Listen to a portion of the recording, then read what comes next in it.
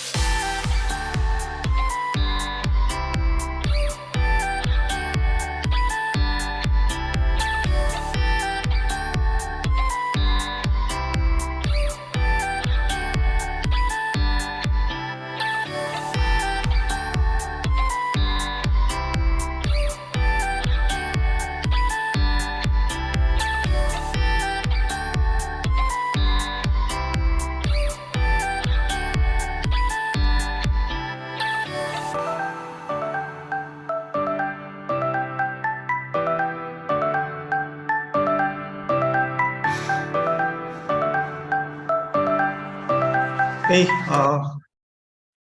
good afternoon, everyone. Welcome to the Graduate Research Colloquium of the UP Institute of Civil Engineering. My name is Errol Kinay. I'm Associate Professor at the Institute of Civil Engineering, and I will serve as the moderator for the colloquium. To formally welcome you to the colloquium, here is our Institute Director, Dr. Jose Regine Regidor. Hello, good afternoon, everyone. Allow me to welcome you to the Institute's Graduate Research Colloquium. The Graduate Research Colloquium is something that we have held pre-COVID, before the pandemic and the lockdowns. I think we had thrice before the lockdowns, and this is our first Graduate Research Colloquium since the onset of the pandemic, and we are very glad, we are very happy to resume the holding of the Graduate Research Colloquium, which has the following objectives, among others, of course, the dissemination of the research outputs of the Institute's graduate students.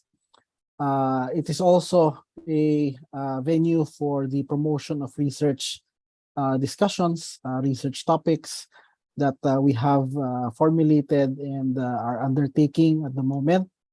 Of course, it also is a venue for sharing ideas on these research topics, as well as, of course, exchanging opinions, perhaps regarding their implementation, as well as the recommendations of the researches that we have undertaken. If you notice, the 6 topics that will be presented this afternoon are basically completed researches. These are from the thesis and dissertations of our students, and this is one of the typical presentations that we have for the Graduate Research Colloquium. In the past, we also have had progress reports, so progress on the researches being implemented, as well as topic pitches. These are towards proposals for research in the MSc and Ph.D. CE programs. Again, I would like to welcome everyone, and I would like to encourage everyone to also participate by also posting your questions, comments in our Q&A box. And without further ado, I turn it over again to Dr. Kinay for the proceedings of this colloquium. Thank you and good afternoon.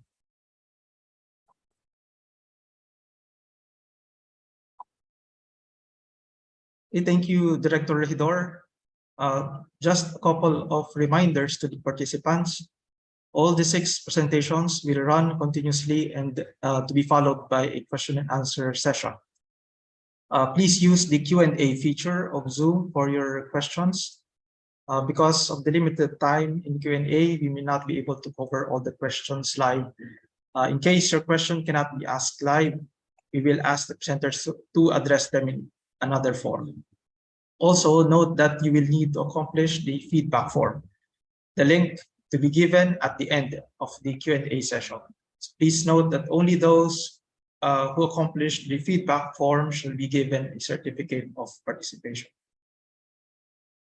Okay, so let's start our presentations. I'll introduce the first speaker. The first speaker is Dr. John Arvin R. Manaloto. Dr. Manaloto graduated with 3 bachelor degrees in engineering, namely BS Geodetic Engineering and BS Civil Engineering from the University of the Philippines, Diliman, and BS Sanitary Engineering from the National University. He completed his MS Civil Engineering in 2021.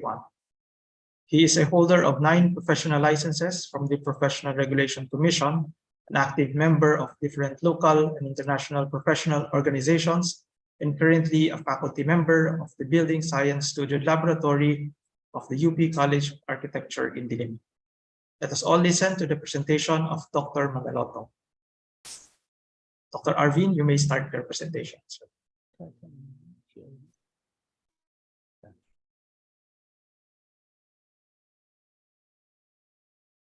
Uh, oh, thank you. Thank you, Dr. Errol. So let me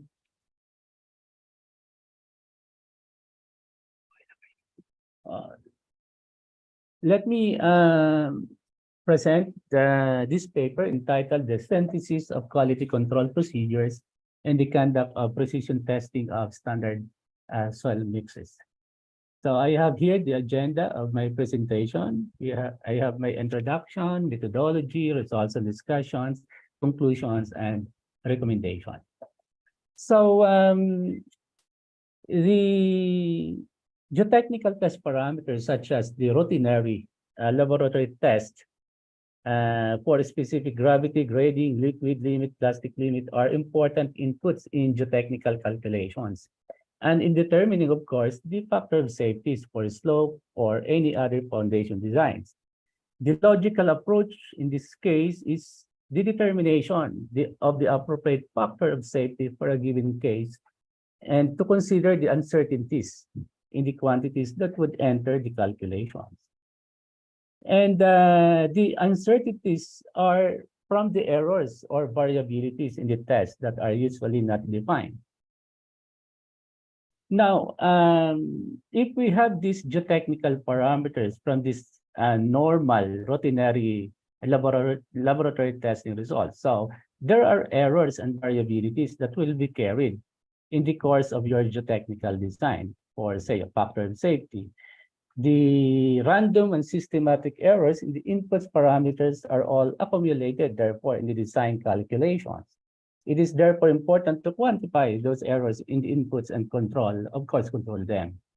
Now, if the errors and variabilities are identified, measured, and controlled, well, there will be increase in precision for our geotechnical parameters, and therefore decrease errors and variabilities.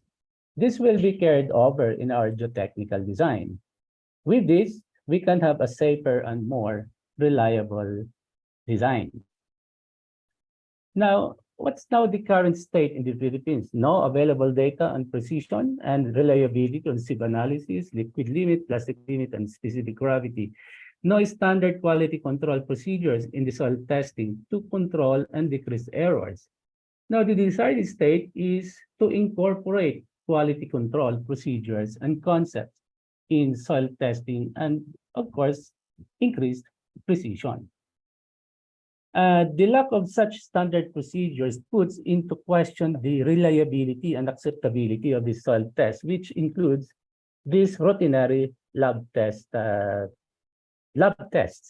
and also the foundation calculation and design where these parameters are used. So the objective is actually to review sources of errors in the interlab study of sieve analysis, specific gravity test, liquid limit, and plastic limit test, and to determine precision statement from the ILS and recommend improvement. Now, the standard practice for conducting an interlaboratory study to determine the precision of test method is in accordance with ASTM E691. I'd like to emphasize these repeatability conditions. These are the test results that are obtained with the same method on identical test items with same laboratory operator and equipment. The reproducibility condition test results are obtained with the same method on identical test items with different laboratory operator and equipment. Now, this is the ASTM precision statement summary for the specific samples for sieve analysis liquid limit that is normally presented as the basis, supposedly, of whatever results that we have in the laboratory testing center.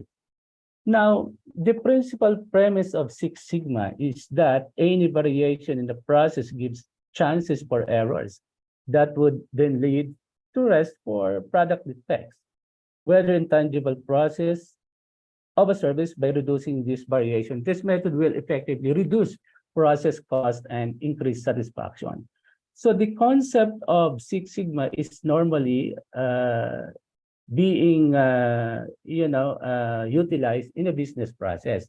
I just translated that in the course of geotechnical testing. Now, here are the interlab study from the quality management defined, from the planning phase, all the way to the testing phase. We're in quality management measured to identify deviations from the procedures and possible sources of errors with all the steps of the test, then all the way to data analysis, where the quality management analyze, compare whatever is the ILS results with that of the ASTM, the quality management improve, design an improved process based on the analysis. So these are the ASTM standards that were utilized in the course of this research. Now, for the planning phase, quality defined, we have defined the assigned personnel and with their corresponding roles from the ILS overall coordinator all the way to laboratory coordinators and stakeholders. Then before sending all of the materials to the participating interlab study, we optimized soil mix proportions with these 8 materials for the bentonite and Ottawa sand, construction sand, as the materials that are being utilized here. Now, optimization of these mixes were chosen based on the following criteria. The standard mix sample should have results for all tests. Therefore, it cannot be non-plastic to be able to have results for liquid and plastic limit tests. The soil mix shall have relatively easy handling when subjected to the tests. And the soil mix shall be well graded, which means that the soil mix with a greater number of seed sizes will retain particles is prepared, and there must be 3 levels of results values for the liquid limit plastic limit test. Relatively low, it must be medium and high LLPL values. Now, from this optimization, the chosen proportions are 10 bentonite, 45 Ottawa, 45 construction. Say I'll call it mixture 1. The other one is, say I call it mixture 2. The other one is 50 bentonite, 25 Ottawa, and 25 construction. Proportion, say I call it mixture 3. And I prepared again these 3 materials and distribute this to all the participating laboratories for ILS. And here is the data analysis for the ILS as presented in this table.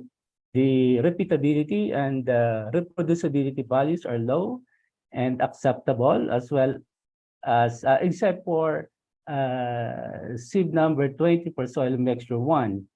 Generally, the reproducibility values are higher than the repeatability values as expected. So we have also here the precision statement for liquid and plastic limit as presented in these tables. And for the precision statement for specific gravity, we have here repeatability values and reproducibility values are low except for mixture number 2 here, the small r and the big R. This is for specific gravity precision based on the ILS. Now, we have observed deviation source of error during the ILS.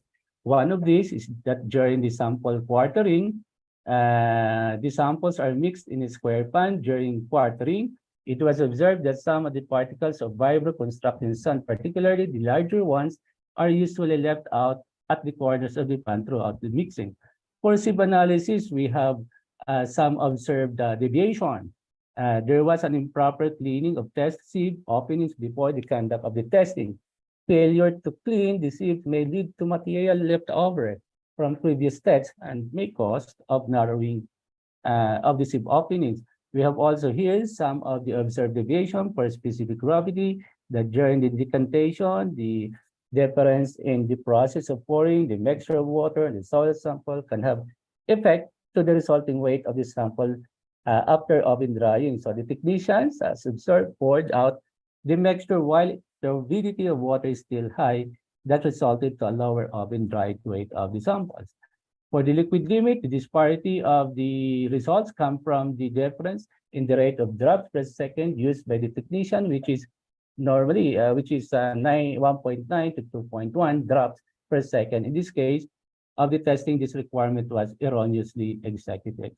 Now, for the plastic limit, one of the observed deviations is that during the testing, the duration of rolling the soil sample to 3.1 mm diameter as noted. The technicians are rely on the instinctively on their familiarity to 3.2 mm diameter and not using the 3.2 mm diameter stick for comparison as provided for in the ASTM procedure. So these are the observed deviations, source of error during the ILS.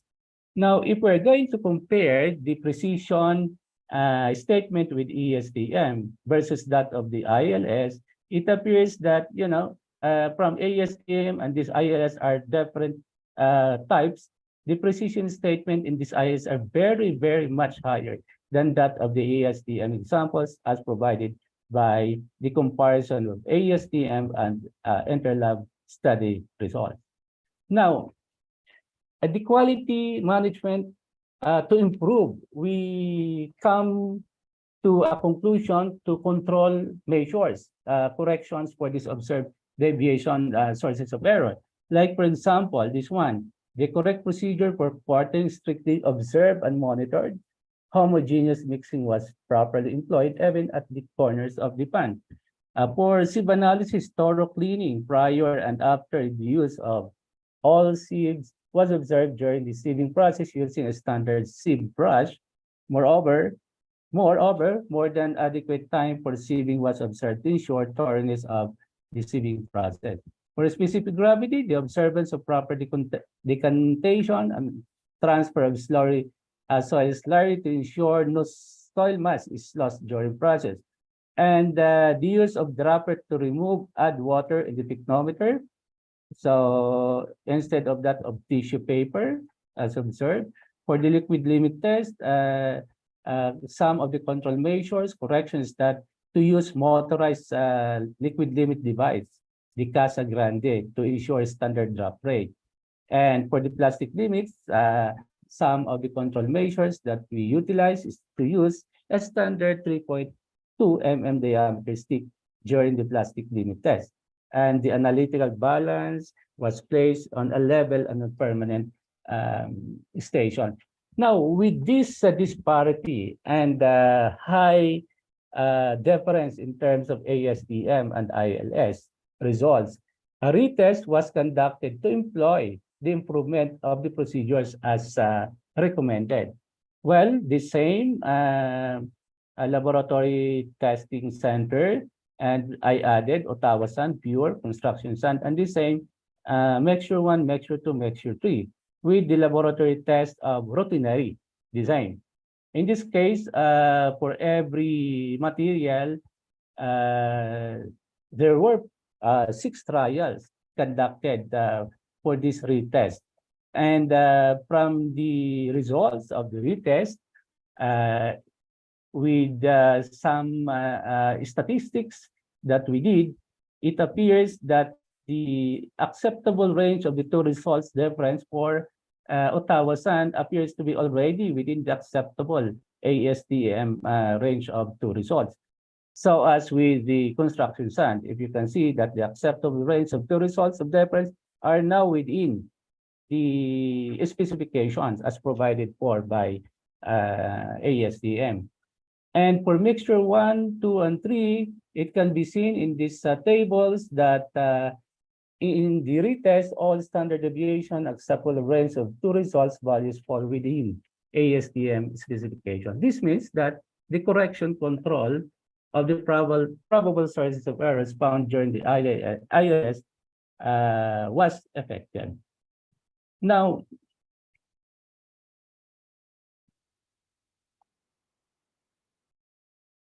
for the conclusion, In this research, quality control concept from the concept of Six Sigma were used to identify the risk and the sources of errors from these analyzing tools and direct observation, deviation, and possible sources of errors in the conduct of the soil laboratory test were identified. And though the precision statement of the interlab study varied greatly from the ASTM requirements, it was found out that the control corrective measures that were employed in the retest to rectify the errors as observed in the conduct of the interlab study were effective in bringing the precision statement to within the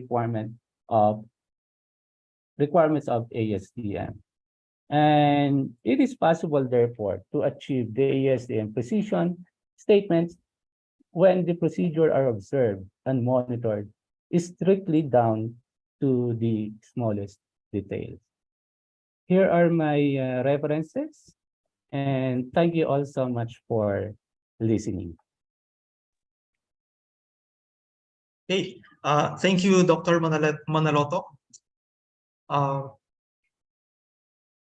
Okay, so for the attendees, again, if you have questions regarding the presentation of Dr. Manaloto, so please use the Q&A feature of Zoom, and we will acknowledge that the Q&A session part. Okay, so let's now move to the next presentation. So the next presentation will be given by Engineer John Angelo Cruz. Engineer Cruz recently completed his Master of Science in Civil Engineering in Structural Engineering track as an ERDT scholar. He took his Bachelor of Science Civil Engineering at FEU Institute of Technology, where he graduated cum laude. He bagged the 7th place in the May 2015 Civil Engineering Licensure Examination. Mr. Cruz is working as a principal engineer and project manager since 2020, where he designs and manages industrial and commercial projects. He's also working as an engineering consultant, specializing in design of substructures and foundations of bridges, buildings, roads, and flood control projects. Let us all listen to the presentation of Engineer Cruz.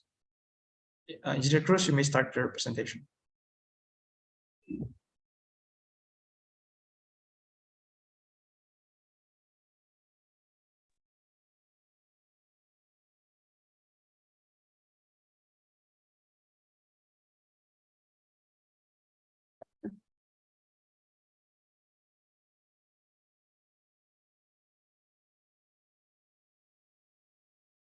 Good afternoon, everyone.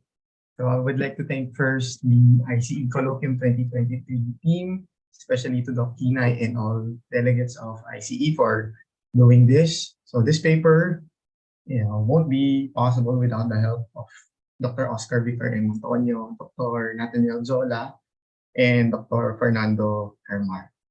So I am proud to present to you the effects of elevated temperatures to high-strength concrete with nanosilica. So we'll be tapping two of the results of this paper, namely the compression intensile strength degradation, including the investigation under the scanning electron microscope. Concrete has been remarkably used in the 50s up to present, with a strength ranging from 5 to 20 KSI. And currently, we were able to reach 116 KSI in strength, calling it the super concrete. Concrete is the major driver in construction industry due to its abundance, cost effectivity, low thermal conductivity, and its resistance to fire. But 14,500 of high-rise buildings were affected after hitting $154 million of direct property damage. And also, local fire data showed that incidences are increasing at an alarming scale since 2017. We even increased efforts in researching on how to repair structural members after a certain fire incident. What if we can improve concrete's behavior under fire, or elevated temperature, or even tweak its components and observe it? First, we need to know what happens to concrete after a certain heat exposure. At 100 degrees Celsius, free and absorbed water evaporates, followed by the capillary water at 200 degrees, And at 450, aggregates start to expand. Simultaneously, cement phase contracts, leading to the weakening of our interfacial transition zone. This phenomenon will release the trapped interlayer water, causing the enlargement of our voids, decomposition of our calcium hydroxide, and disintegration of hydration products, which is the calcium silicate hydrates. Disintegration continues up to 600 degrees Celsius, and aggregates start to change color from gray to yellow. The dilemma that we're facing right now is we adopt these materials, such as the high-strength concrete. We add materials such as additives, more fibers, more polymers, or even crazy materials like frog skin. Kidding aside, addition of nanosilica has proven to increase concrete compressive, tensile, and permeability from the study conducted by Santos, Antonio, and Vasquez in 2019. However, these materials undergo vast physiochemical degradations under heat, adding complexity to our design, standardization, and even solving these particular phenomena. Moreover, in 2019, Nasser pointed a misconception that if a material has better mechanicals at room temp, its performance is also better at higher temperature, which was approved by studies of Abbas down to Kirchner in 2009, that temperature weakens mechanical properties of concrete of either normal or higher strength. Primarily, we determine the effects of elevated temperatures to the properties of HSC by analyzing its strength degradation rate and its morphology under the energy dispersive spectroscopy of the SEM. This paper will be very helpful, especially in post-fire evaluation.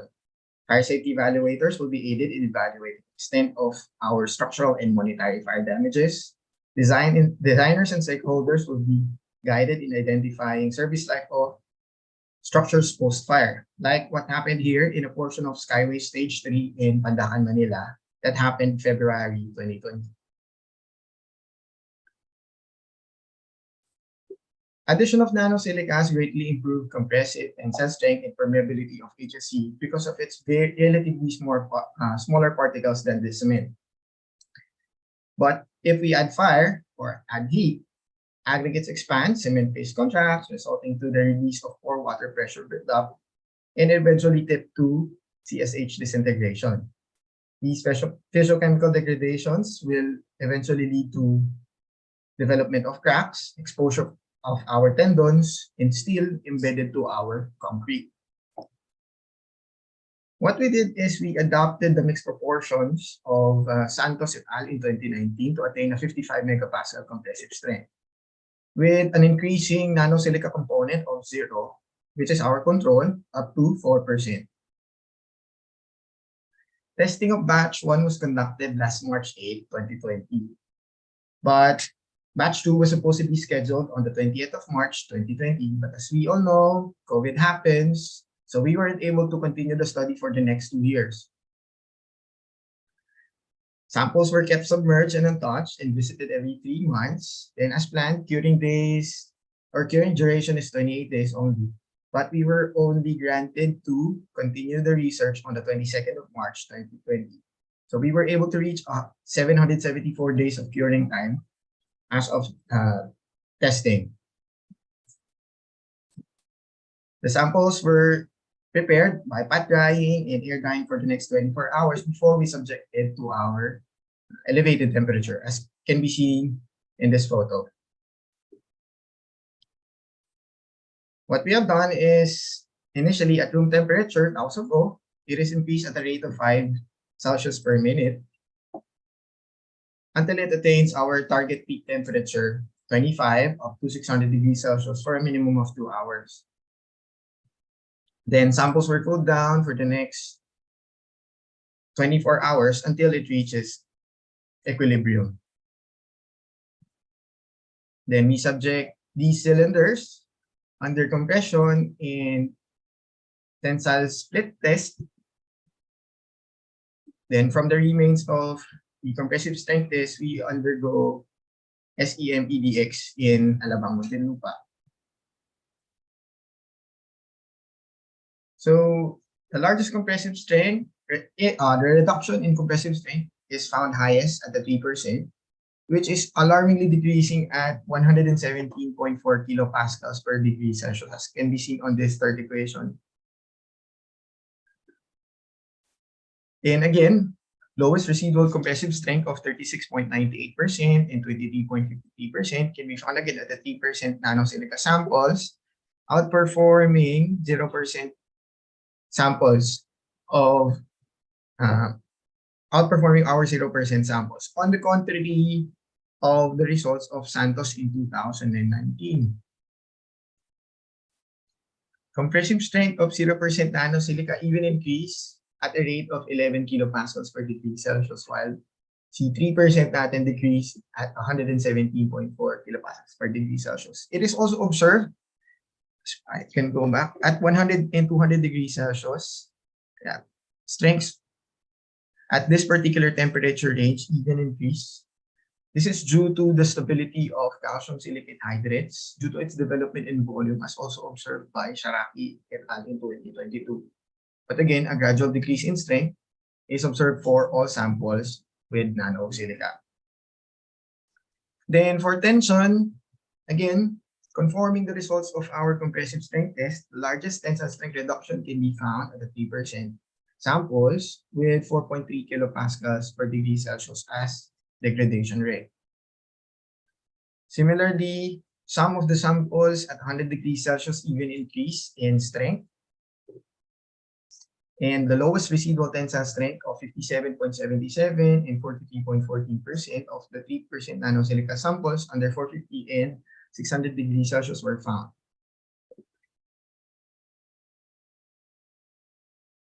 Results from tensile strength test confirmed to the compressive strength test, both showing decrease in strength as temperature increases.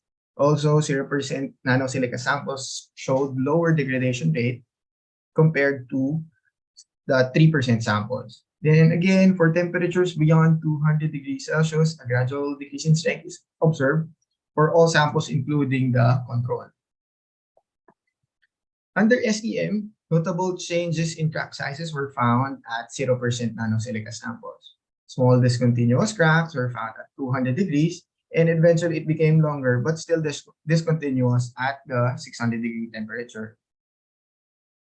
On the other hand, at 3% nanosilica samples, at 200 degrees Celsius, it is onset that cracks are long and continuous. The same with 600 degrees Celsius. We can say that the products of hydrated nanosilica fill the gap between the aggregates in our cement base, but are weak enough that the temperatures above 200 degrees Celsius split that particular medium apart. We also took into consideration in determining the relative quantity of major elements. So outright addition of nanosilica is evident as percentage of silicon increases, the one in red. Also, calcium content decrease with addition of nanosilica. This is due to relatively lower melting point of calcium at around 600 degrees Celsius and by a phenomenon called calcium leaching. Since more area has been exposed due to cracks, calcium reacts with free vapor, causing dissolution of our free calcium hydroxide.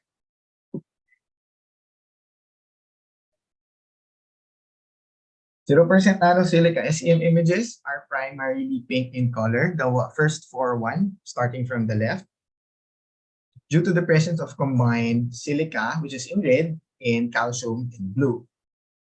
But red becomes dominant, leaving the traces of silicon only as temperature is increased to 600 degrees Celsius. This is again can be attributed to lower melting point of calcium and decomposition of calcium hydroxide starting at 450 degrees. To sum things up, compressive and tensile strength gate is prominent for most samples at 100 degrees Celsius. Compressive and tensile strength is hardly affected for temperatures less than 200 degrees Celsius. But at 450 and 600 degrees, residual strengths reduce respectively due to physiochemical changes that happen in this phenomena. Compressive and tensile strength degradation rates were found highest at the 3% samples. Just to go back, we can say that at temperatures less than 200 degrees, the samples are basically stable, but abrupt strength degrees can be found for temperatures beyond 200.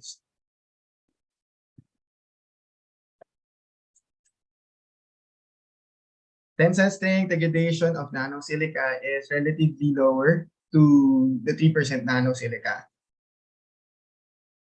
And short cracks were found at the 0% samples, but long discontinuous cracks were found at the 3% samples. Also, 0% samples form craterous surface compared to block-like medium of our 3% samples.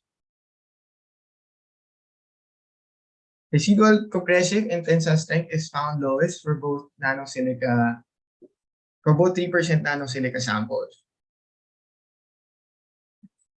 High-strength concrete with nanosilica has shown stability in compression and tension when subjected to temperatures less than 200 degrees. But again, abrupt decrease in strength can be found for temperatures beyond 200 degrees Celsius.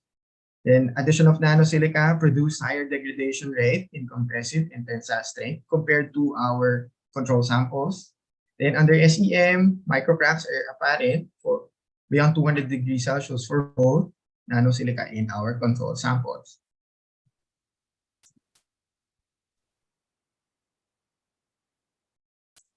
This particular research is very helpful despite the low chances of occurrence of fire in a structure's life. Its effect to concrete are very irreversible. Knowing that nanosilica may impose undesirable effect to HSC under elevated temperature, this research is mainly helpful in post-heated risk assessment, especially in determining extent of structural and monetary fire damages. Then this will also be helpful in identifying post-service life of structures and be able to contribute in improvement of our material safety and regulations, including our code. What we wish to continue is, if it is possible, we want to continue the study for temperatures beyond 1,250 degrees Celsius as fire models of the Eurocode 2 and ASTM E119 suggested. If possible also, we wish to continue the study by simultaneously heating and loading our specimen. And to further emphasize the effects of elevated temperatures to its microstructure, we wish to conduct mercury intrusion porosimetry in the research. So these are our references. Thank you for listening, and I would like to give special thanks to the ERDT for making this research very possible. Thank you. Okay, thank you for the presentation, Engineer Cruz. Again, to the attendees, you may use the Q&A feature of Zoom for your questions. Okay, so now we will proceed to the next presentation. Let me introduce the next presentation will be from Engineer Jihan Passer. Engineer Passer is an assistant professor and a member of the structural engineering group of the Institute of Civil Engineering. She received her Bachelor of Science degree in Civil Engineering, magna cum laude, in 2017, and her MS degree in Civil Engineering, major in Structural Engineering in 2022. Her field of specialization in structural engineering is wind engineering, and her graduate thesis is on the study of vulnerability of residential buildings against severe wind loadings brought about by strong typhoons. Let us all listen to the presentation of Engineer Passer. Engineer Passer, you may start your presentation. Good afternoon po. I'll be sharing my pre-recorded video.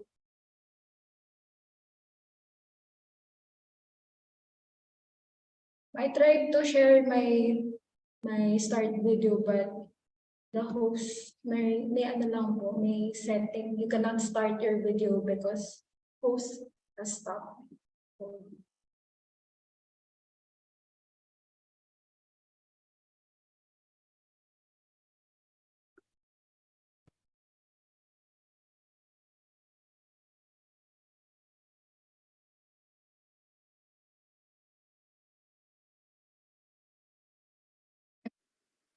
Good afternoon, everyone, and I'm here to present to you my research entitled Time-Varying Effect of Roof Nail Collapse Trend on the Failure Progression of Light Frame Wood Structures Against Severe Winds using Component Reliability Model.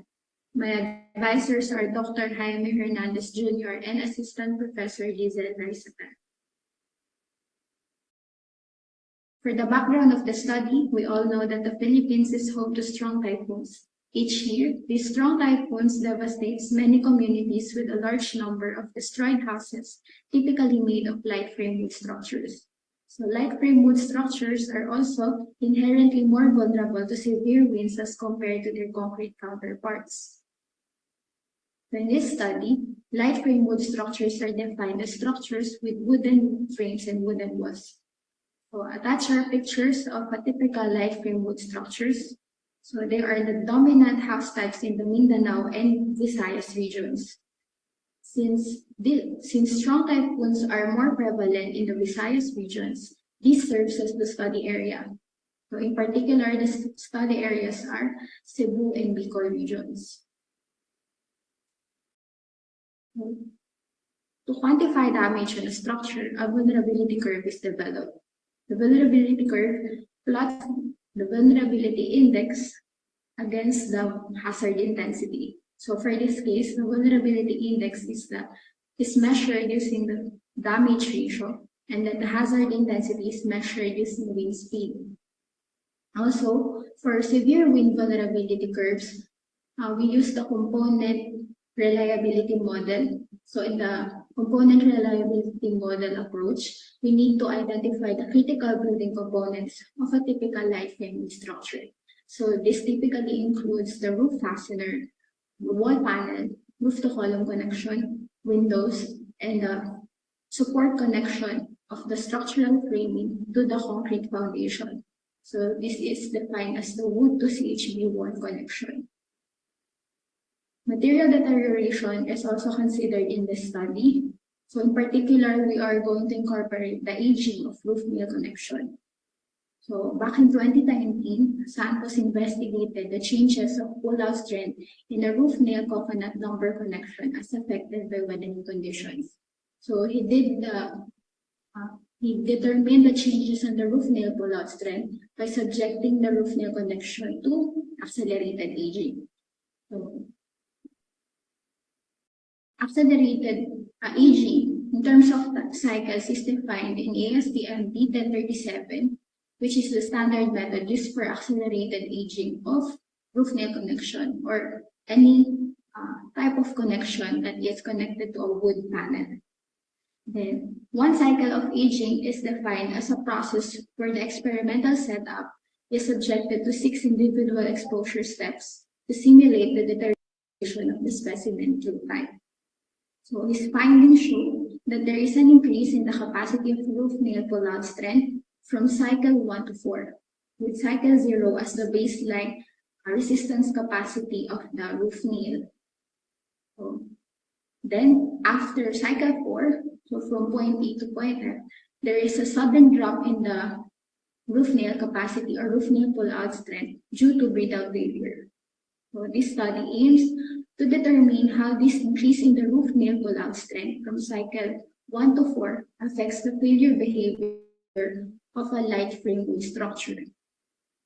So the objectives of this study is to incorporate the effect of increase in the roof nail pull-out strength due to aging in the analysis of failure progression of light frame wood structures using component-based structural reliability modeling. So there are 4 stages in the methodology of this study. So first is the creation of the building geometry, then CFD modeling, then failure simulation, and then the creation or the development of the vulnerability curve. So in the building geometry, the main question is to determine the representative building archetype. So after surveying Bicol and Cebu regions, so we come up with the following dimensions for a representative building archetype using clustering analysis. Then this representative building archetype will be subjected to extreme wind conditions by simulating the extreme wind conditions in a CFD software package. So In this study, we used open foam. And then we validated also the model using experiment by replicating experimental tests. Then for failure simulation, two types of analysis were done. So the first one is onset damage analysis, so which aims to determine the starting point of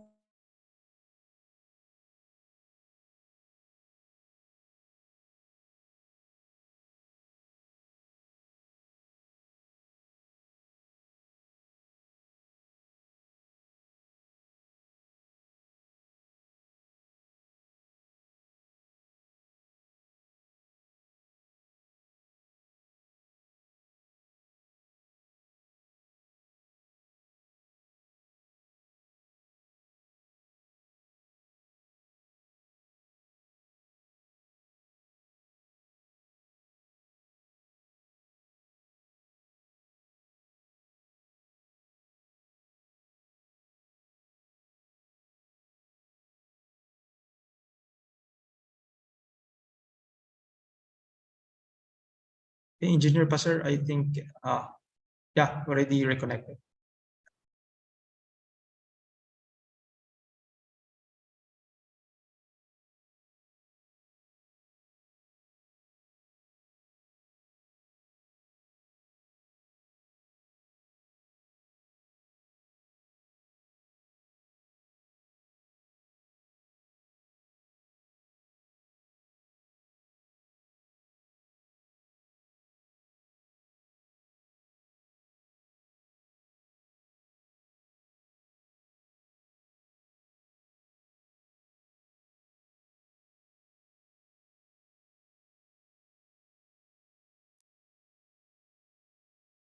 Ma'am Jihan, are you already in the room?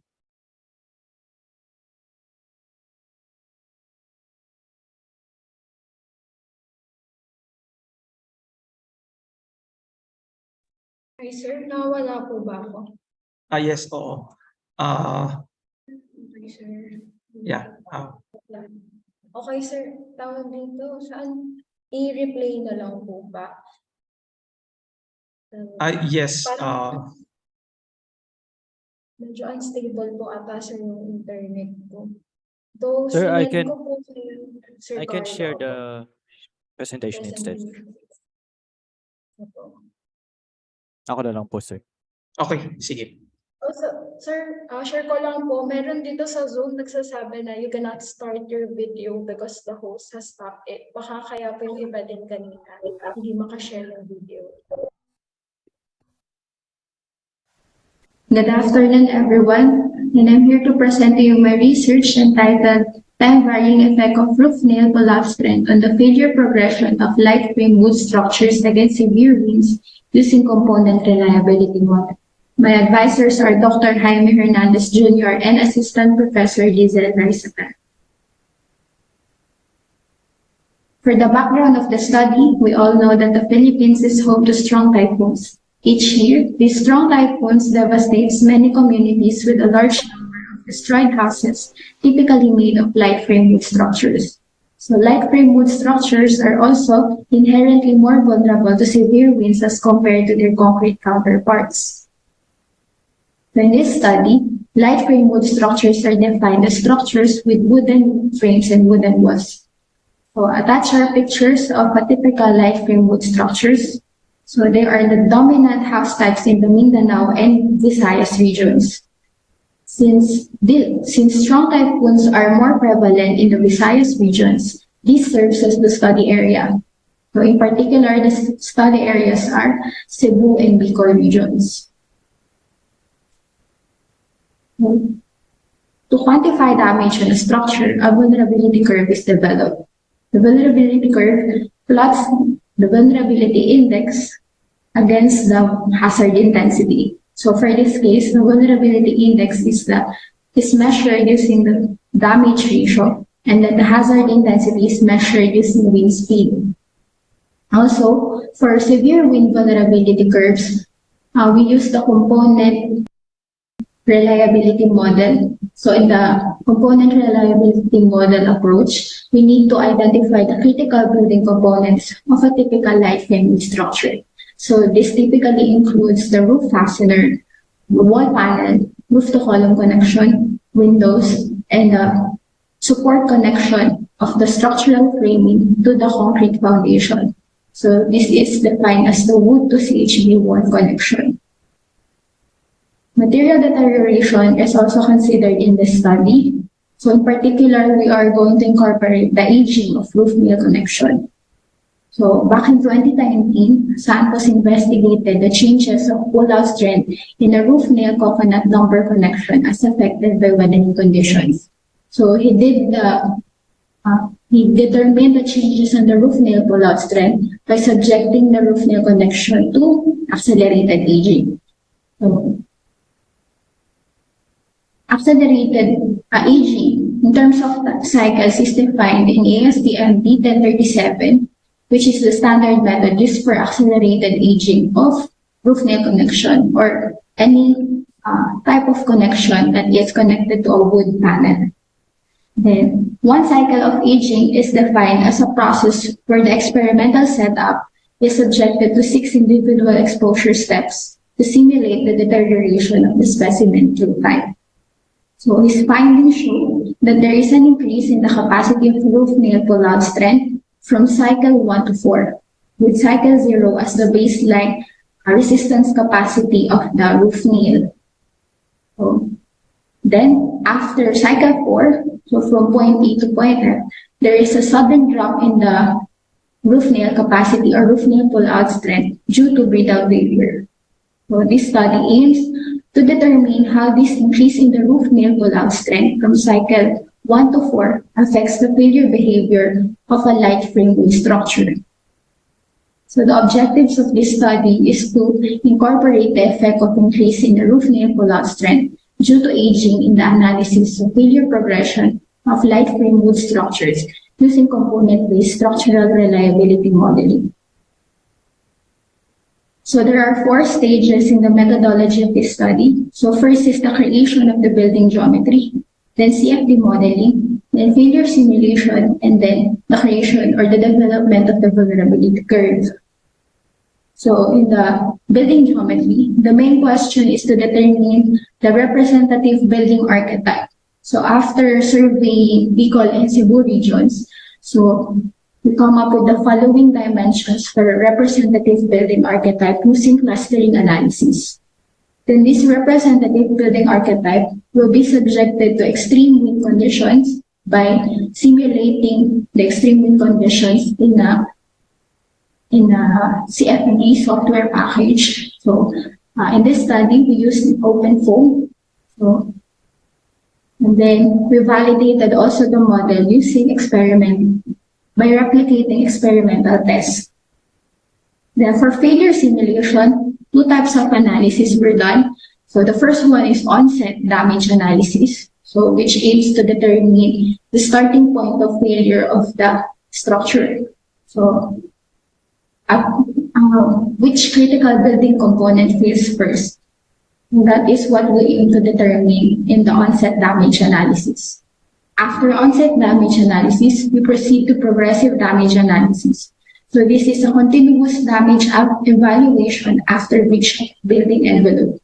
So after, let's say, a roof panel is removed due to wind uplift, so the model will then be subjected to another type of or another iteration of failure simulation to determine if there will be further damage in the building or in the structure. Then after that, after failure simulation, we aggregate all the damages in the building components and then calculate the damage ratio, the building damage ratio, which is equal to the total repair cost or the sum of all the total repair costs per building component over the total cost of the structure.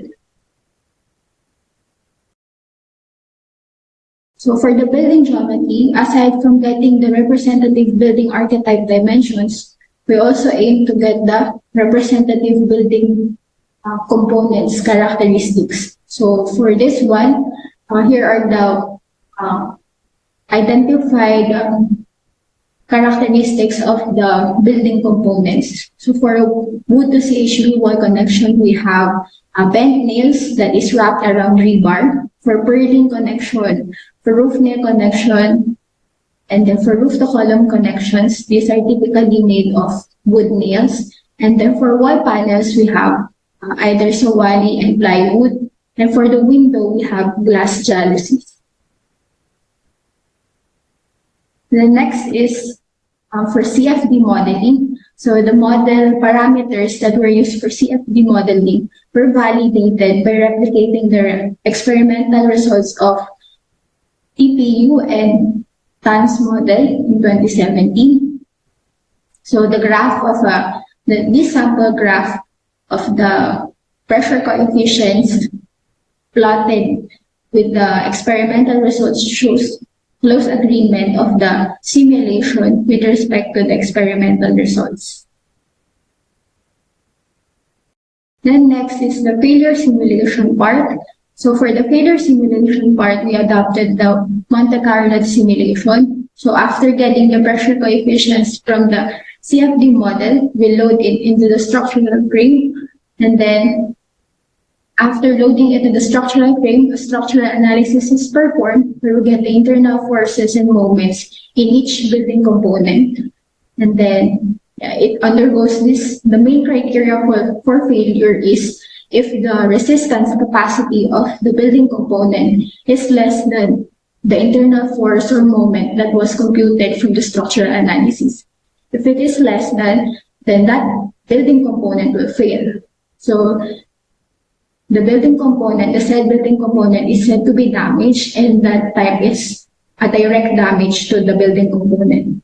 Now, direct damage to a certain building component can propagate to other building components too, especially if it is linked to other building components. So after determining the direct damage to each building component, we evaluate it for propagated damages. So for example, this is a picture showing how the damage propagation is done. So for example, if a wood wall to CHV wall connection fails, if a pair of the support connection fails, then it propagates to the wall, to windows, and then to the whole roof structure.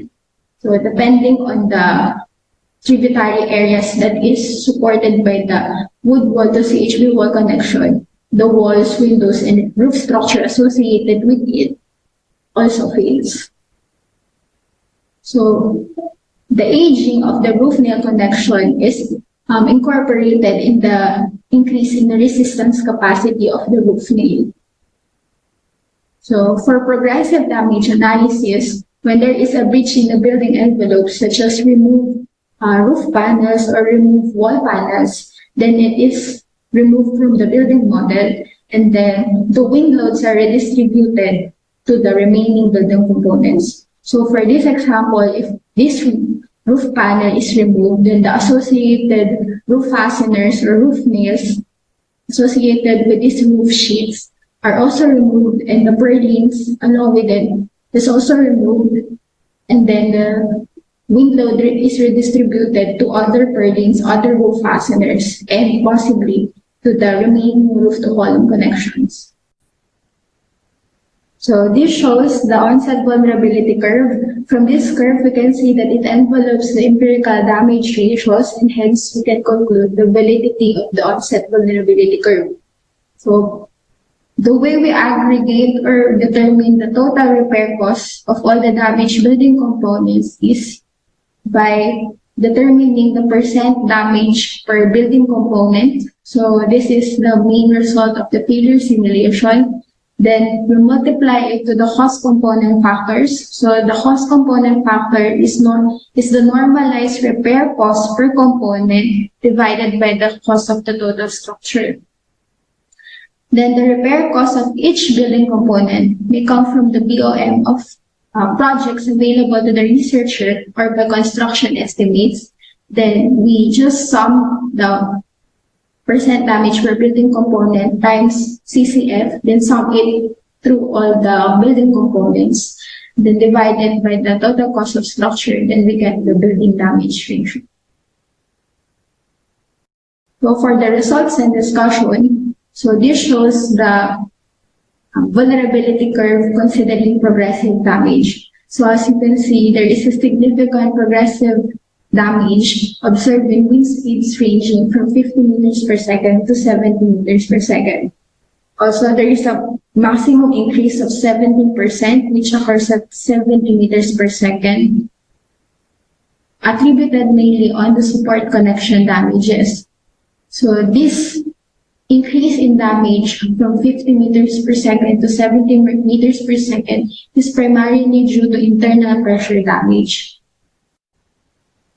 What happens in the range of 50 to 70 meters per second is that portion of windward roof panels are removed due to wind uplift.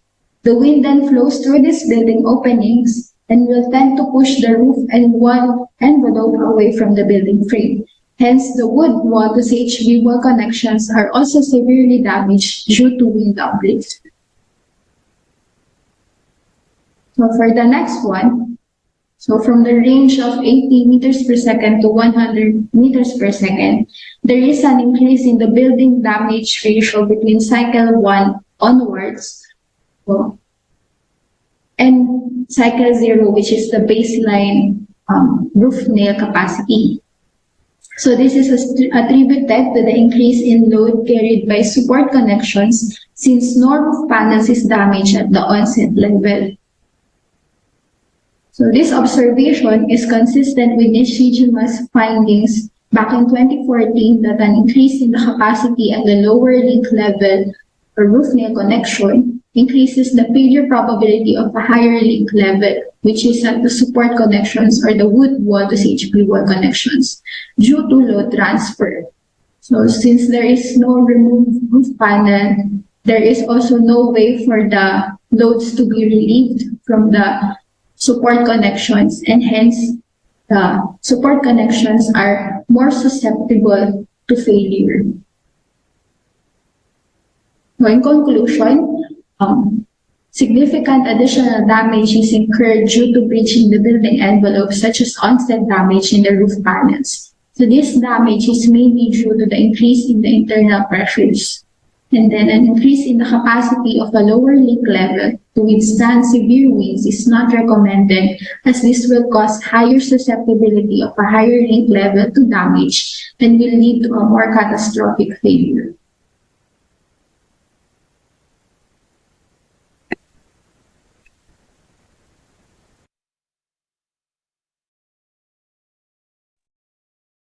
I think that would be all. Thank you. Okay, thank you, Ma'am Jihan. Thank you for the presentation. Again, to the attendees, you may use the Q&A feature for your questions. Okay, so we have already completed the 3 presentations, and we can move to the next presentation by Engineer Jonathan Serrano. Engineer Serrano is currently a research assistant of the UP National Hydraulic Research Center and recently obtained his MSCE degree major in water resources engineering. Mr. Serrano has been immersed in the field of flood modeling since his undergraduate thesis days. His main interests and most of his work revolve around the hydrologic, hydraulic, and sediment yield modeling. Let us all listen to the presentation of Engineer Serrano. Engineer Serrano, you may start your presentation. Hi, good afternoon. Thank you very much, Doc Pinay. I'll be sharing my screen. Okay, is the screen visible already po? Yes, you may start. Thank you. Thank you very much to UPIs, especially to my thesis advisor, Dr. Eugene C. Herrera. So my recently concluded thesis is titled Characterization of Watershed Sediment Yield for Selected Reservoirs in Luzon using Hydrologic Modeling. So we all know that dams have multiple functions. So water supply, hydropower generation, irrigation, flood control. And in the Philippines, these are handled by the shown agencies. And as of 2019, from a country report of the Philippines in the International Journal on Hydropower and Dams, there are 15 large dams in the Philippines that account for about 8,670 million cubic meters of reservoir storage capacity. So that's equivalent to this amount of Olympic-sized pools. So that's how large our reservoir capacities are. So just a few quotes from some references regarding the inevitable problem of reservoir sedimentation. The average life expectancy of a dam is 50 years, and sediment deposition reduces the storage capacity and lifespan of reservoirs. About 1 to 2% of worldwide reservoir storage capacity is lost annually, and in 2018, in the US, the per capita reservoir storage allocation is just the same as that in the 1940s to 1950s, thinking that there are, of course, a lot of dams built between those periods. So here in the Philippines, we have shown here some dams in Luzon and their starting years of operation. As we can see, we have very old dams, and their locations are shown here, some of them. Okay, so what problem does this study aim to solve? Given the absence of or lack of field measurements of sediment loadings or sediment discharges along rivers, how would basin sediment yield be characterized for the purpose of reservoir management along with other purposes?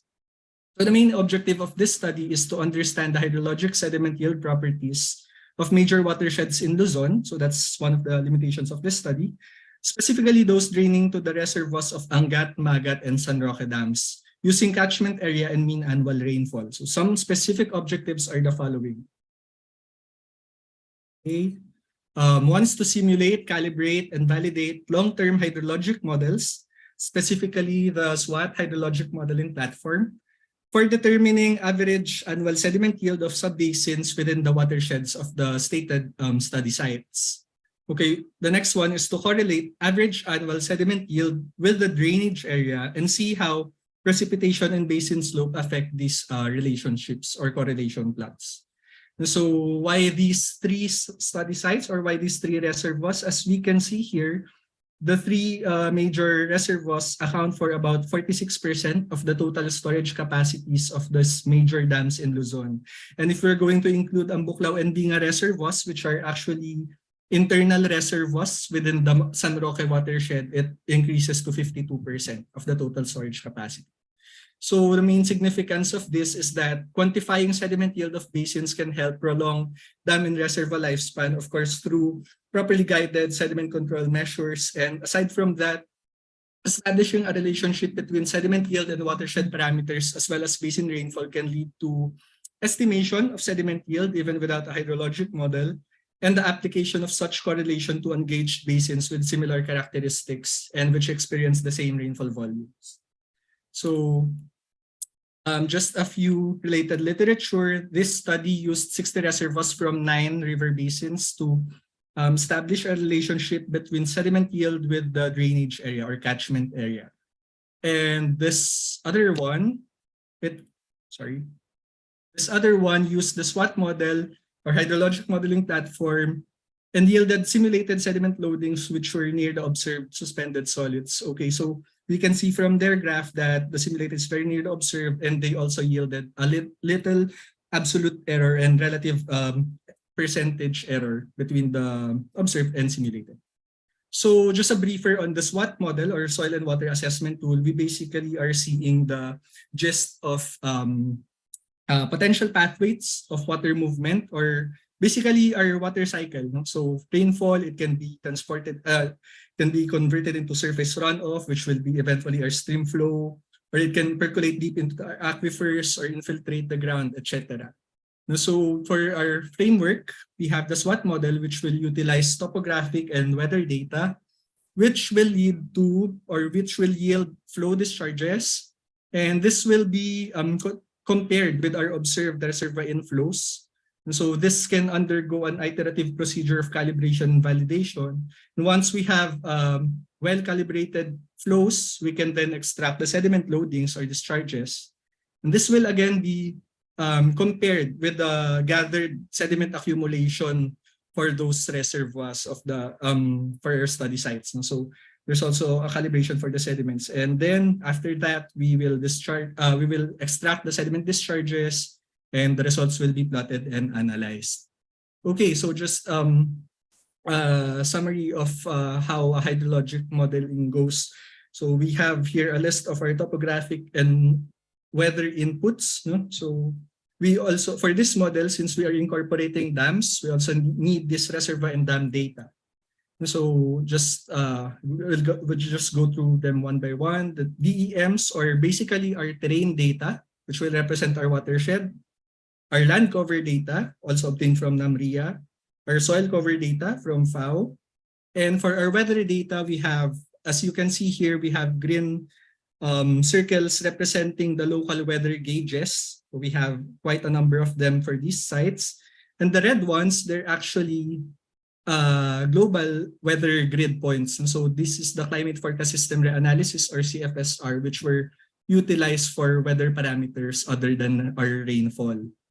And so the process generally goes like this. The first one is that the DEM, or your watershed, will be delineated. And basically these inputs will be incorporated in the model, then we can do the simulation. The figures show the delineation into subbasins and the reservoir locations. So these are the simulation periods as well, which were mainly governed by our availability of weather data. Okay, so for the calibration, we did calibration so that we can have some level of confidence with our model results. And so for that, we have 3 levels. So the first one is for the flows. Simulated river discharges were compared with the collected reservoir inflows, underwent calibration and validation. Then we have our sediment accumulation rates for the here we have sediment accumulation rates, and which were calibrated as well. And we used trap efficiency from a reference to also calibrate the sediment yields entering our reservoirs. So this data were used for the calibration. For flows, we have daily discharges or reservoir inflows in cubic meters per second, and for the sediments, we have, for Angat and San Roque, we have their storage elevation curves, which shows their volume capacities through time. So we use the longest period available, their difference, and their equivalent rates of sedimentation. So for Magat, NIA Maris already has given average observed sedimentation rates throughout the time. So the longest one was also used. So for Ambuklaw and Dinga, these rates are shown. And we move on to the results. So here are the calibration plots. We have daily and monthly here, as well as the R-squared and Nash-Sutcliffe, which are statistical parameters for to see the performance of our calibration. We have for Magat, as we can see, these are quite well calibrated with satisfactory results. And for San Roque, we have this one. Then here are the statistical parameters for the monthly time step. Those in bold characters are deemed satisfactory, based on our reference. So most of them, as we can see, were passing the criteria. So here we have the sediment yield in tons per year, as well as the sedimentation rate in the reservoirs in tons per year. We can also see very little percent deviation. 8 out of 10 of these have less than 1%. And we move on to the relationships of sediment yield and drainage area. So for Angat, we can see that we can see a really good relationship between the two. For Magat, not so much, but as we can see also, there are like subsets of data points which have in themselves somewhat like their own relationship. So for San Roque, also a generally good relationship or correlation for all the data points. So we would like to see what happened with the Magat model. So the main factor that was seen to have to yield this correlation was the precipitation. So those outlets or data points experiencing rainfall basin of different intensities, or different rainfall volumes, also have different relationships between their sediment yield and drainage area. So as we can see here, the trend significantly increased from an R-squared of 0.40 plus to greater than 0.9 of R-squared for all of them.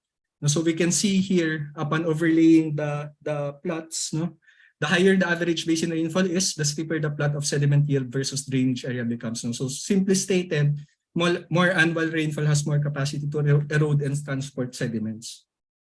So other than the rainfall, to see the effect of a watershed parameters such as the basin slope to the relationship of sediment yield and drainage area, data points corresponding to sub-basin outlets receiving annual average rainfall between 2,500 mm and 3,500 mm annual rainfall were plotted. No? So just to have some level of control over the rainfall variable, since we saw that it highly affects the relationship.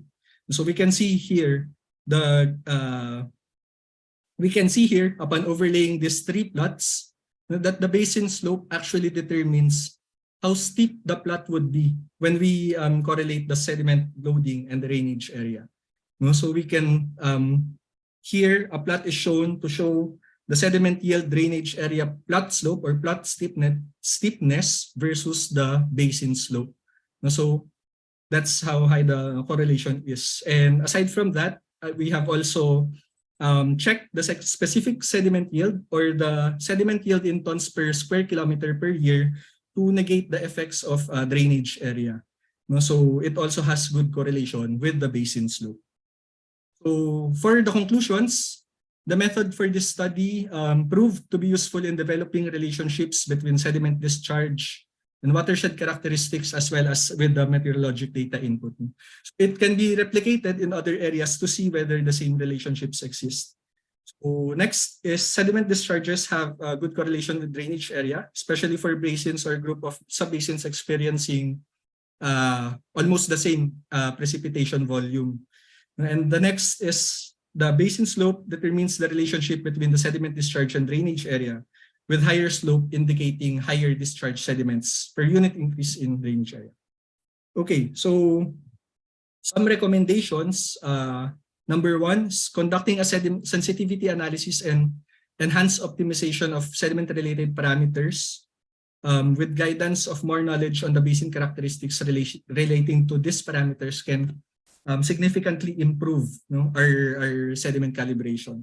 Then the next is to obtain sediment core samples from the reservoirs for more accurate or representative sediment properties such as the density, because one of the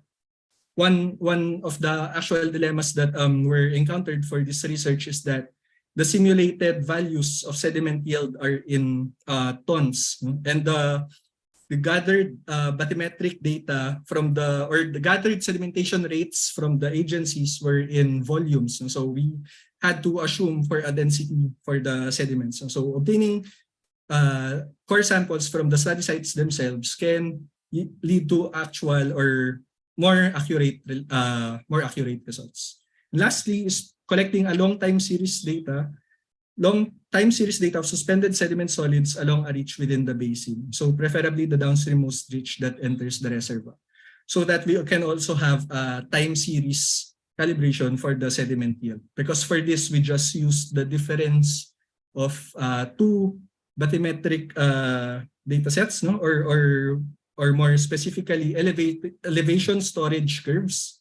And then the rate of sedimentation was calculated from different 2 time periods. So with that, I end my presentation. Thank you very much for listening, and these are my references. Hey, thank you very much, Engineer Serrano. Again, to the attendees, if you have any questions, please use the Q&A feature of Zoom, and we will recognize your question. Okay, let's move to the next presentation by Engineer Aldrin Joseph Tadifa. Engineer Tadifa recently obtained his MSce degree major in structural engineering. He's a practicing structural engineer with specializations in the field of energy, oil and gas, and flood control structures. His experience includes design and analysis of steel and concrete onshore facilities and flood control structures. His research is under the umbrella of computational solid mechanics, with focus on performing isogeometric analysis and evaluating stress concentration factors in steel connections. Let's all listen to the presentation of Engineer Tadifa. Engineer Tadifa, you may start your presentation. Thank you, Doc Kinay. Share ko lang po yung screen ko.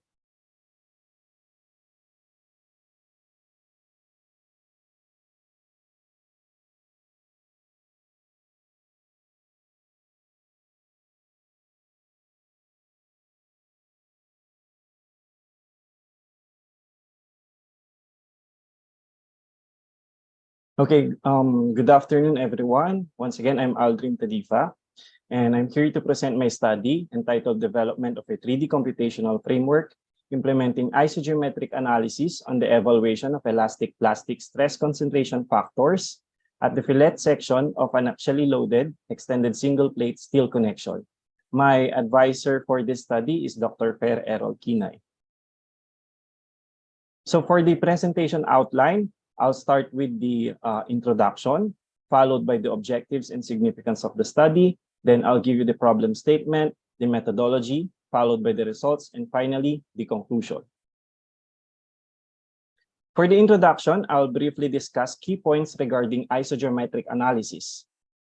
So IGA, or isogeometric analysis, was introduced by Simon Hughes with aims of integrating the computer-aided design, or CAD, and computer-aided engineering, or CAE. So the figure below shows a typical CAD to CAE process. As you can see, there are two separate models, one for CAD and one for CAE, which is an approximate. So to integrate CAD and CAE, Hughes introduced NURBS, or non-uniform rational B-splines, a prominent technology in CAD. So they introduced NURBS into the finite element analysis.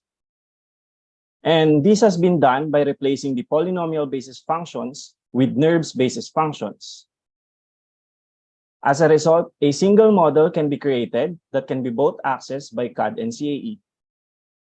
Consequently, exact model representation is achieved due to the usage of NURBS, and geometric discretization errors are eliminated. So this feature of IGA is significant to CAE because it brings higher precision to the analysis. Now, to demonstrate precise modeling in IGA, on your screen is a comparison of the results of discretizing a curved surface using FEA and IGA with equal number of elements.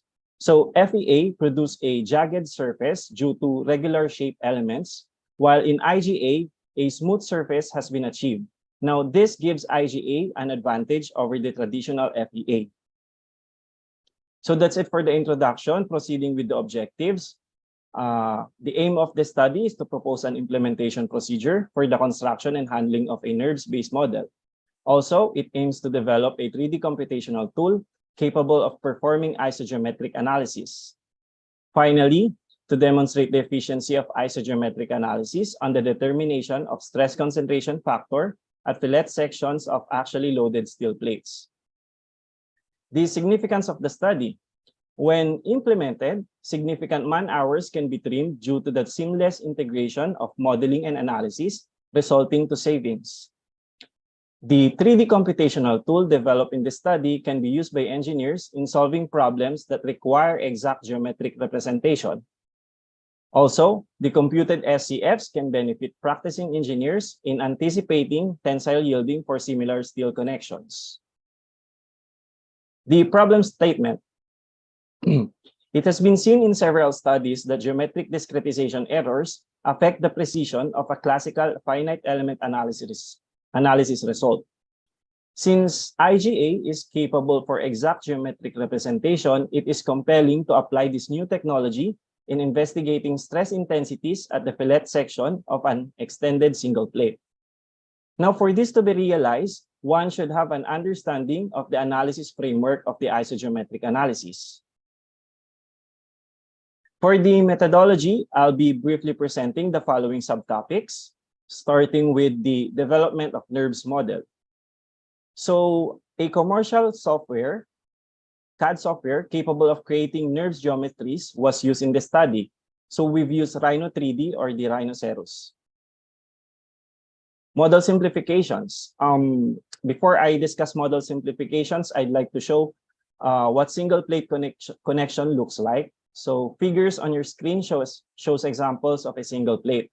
And single plate connection, these are commonly used connection in beam to beam and beam to column joints due to their relatively simple design, ease of fabrication, and safe erection on site.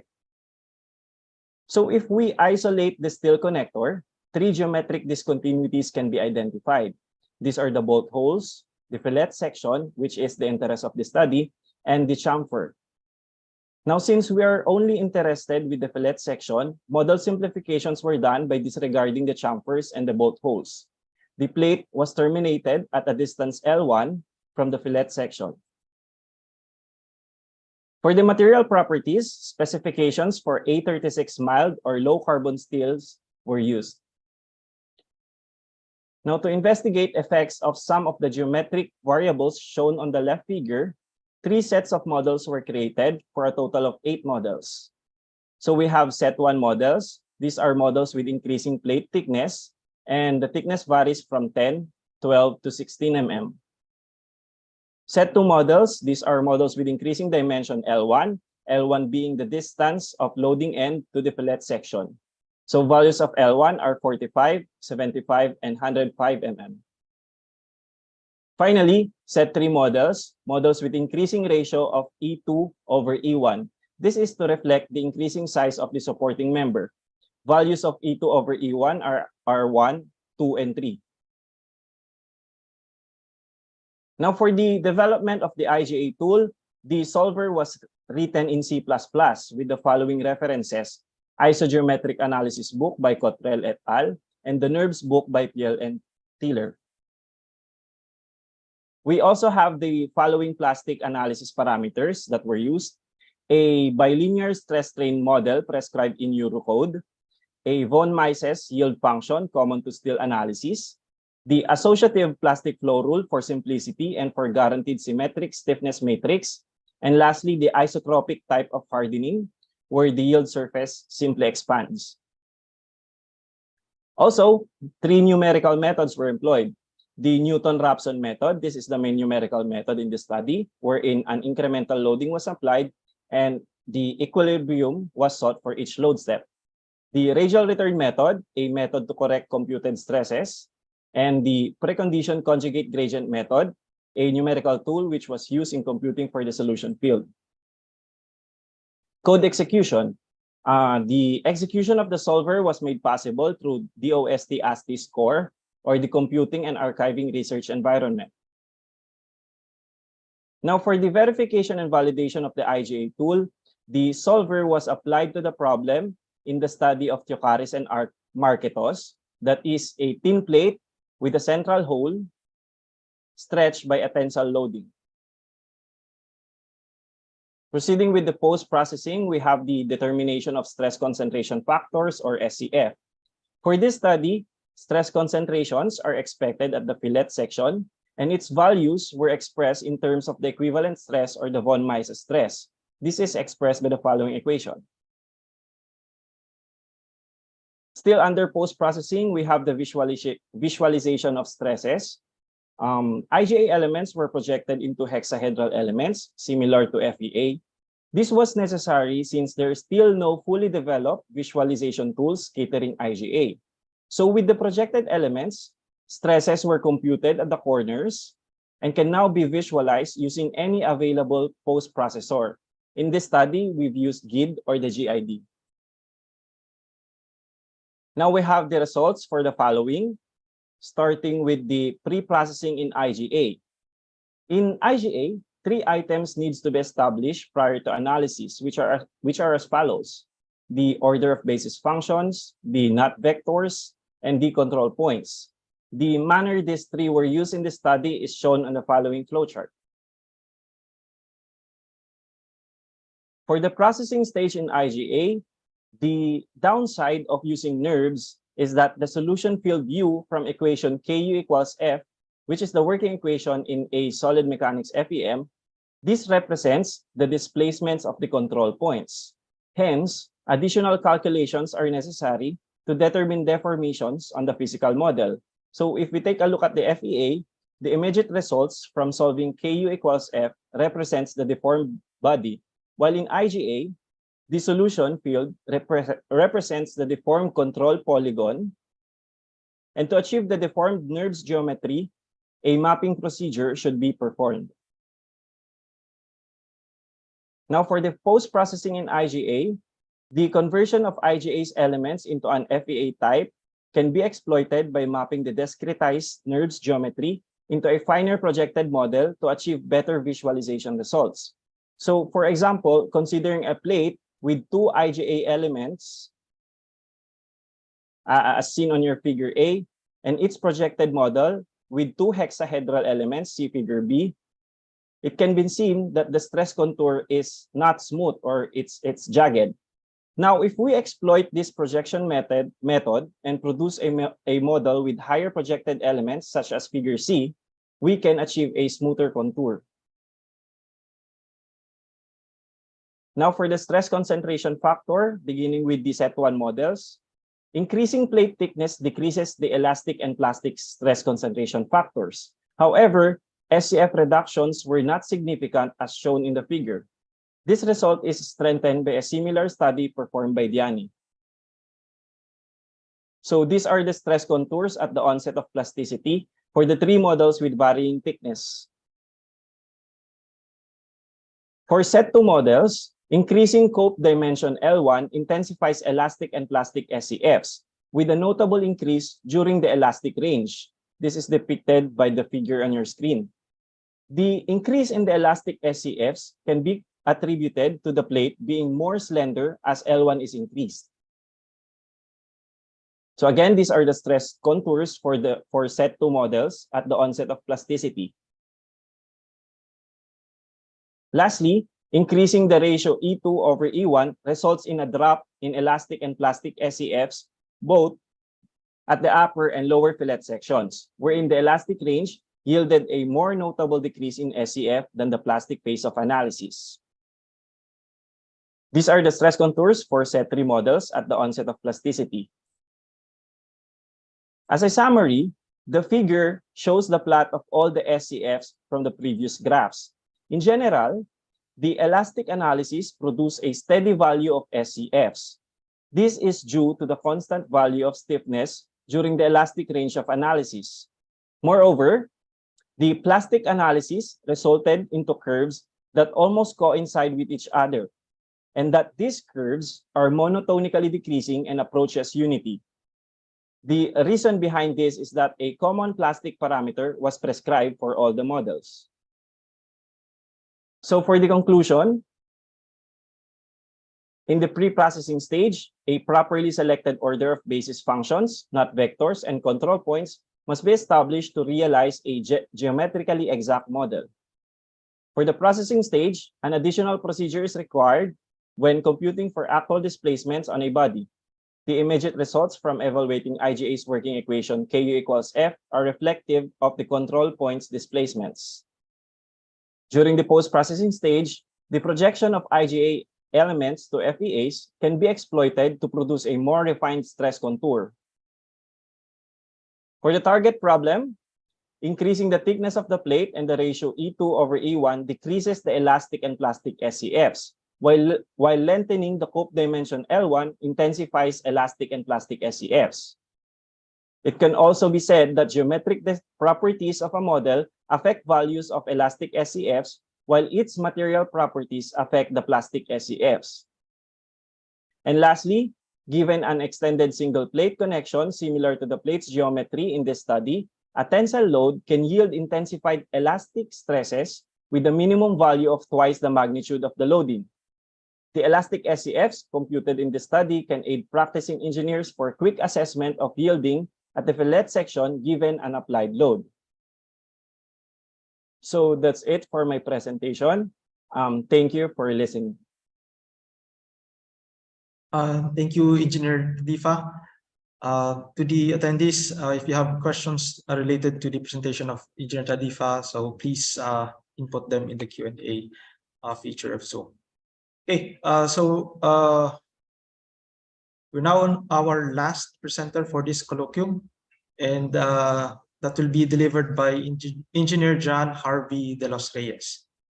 So Engineer de los Reyes obtained his bachelor's degree in civil engineering in 2016, and recently completed his master's degree in civil engineering major in structural engineering.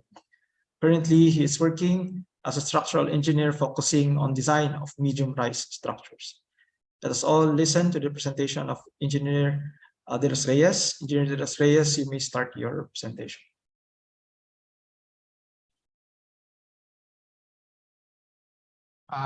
Kita na po ba yung screen ko? Yes, you may start. Okay, thank you. So good afternoon, everyone. So I'll be presenting to you my master's degree thesis entitled Parametric Calibration of Nonlinear Multi-Degree of Freedom Flexure Shear Model for Time History Analysis. So my advisor for this study is Dr. Errol Kinay, and also this study is under the ERDT scholarship program of the DOST. So this will be the outline of my presentation this afternoon. First is the introduction, next will be the related literature, followed by methodology, and then results and discussion, conclusion, and my references. For the introduction, the Philippine archipelago is located in the so-called Circum-Pacific Belt, concentrated with seismic activities. With an average of about 36 earthquakes every day in 2020, millions of buildings are at risk of seismic damage. Also, for a seismically active region, the Philippines has scarce, strong ground motion records. In practice, spectrum-compatible time histories were obtained by matching accelerogram of recorded earthquakes from site sources with similar characteristics to the design response spectrum based on the National Structural Code of the Philippines. Nonlinear time history analysis, the most advanced method in seismic analysis to date, is a rigorous and computationally expensive process.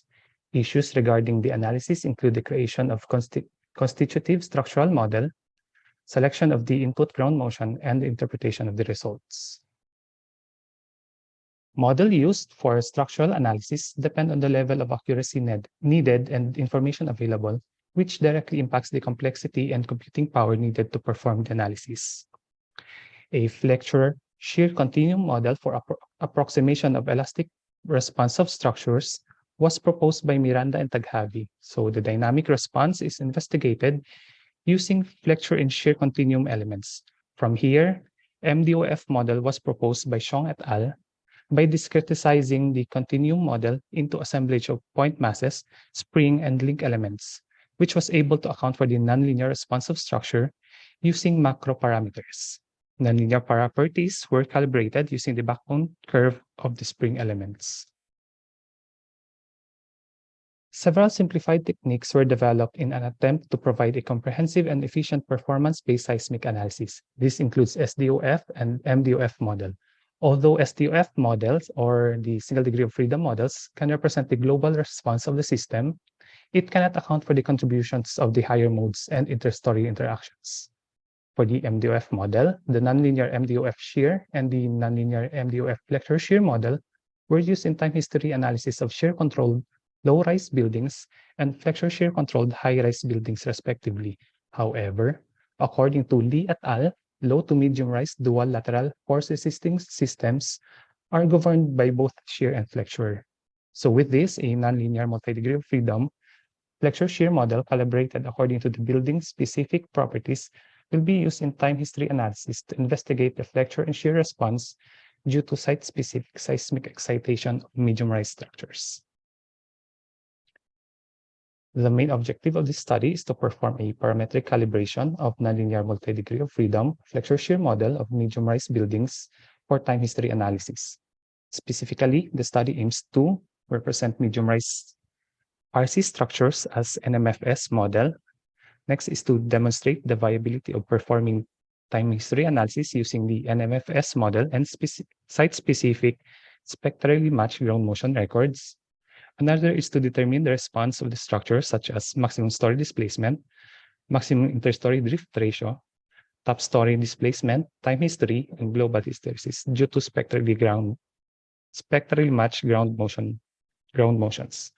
And lastly, to compare the computed results from the NMFS model with the results obtained from available commercial software ETABS 2016.